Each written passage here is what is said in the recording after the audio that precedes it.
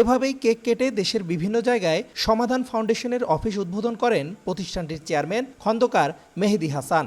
ঘোষণা দেন প্রতিষ্ঠানের কর্মীদের মাসিক বেতন ৩০,০০০ টাকা সহ গাড়ি বাড়ি এমনকি ওমরা হজের সুযোগ।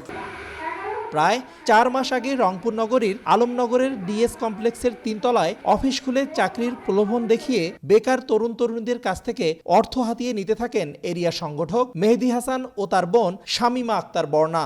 আমরা যে টাকাগুলো দিয়েছি তাদেরকে আমরা সরাসরি ক্যাশ হাতে প্রদান করি।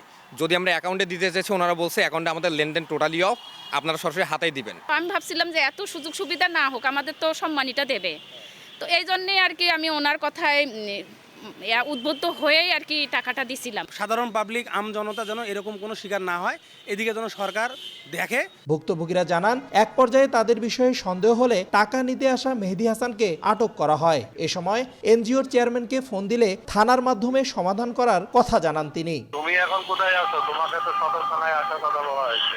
পরে মেহেদীকে থানায় সোপর্দ করে ভুক্তভোগীরা। এদিকে সময় সংবাদের উপস্থিতি টের পেয়ে অফিসে তালা লাগিয়ে পালিয়ে যায় বাকি সদস্যরা।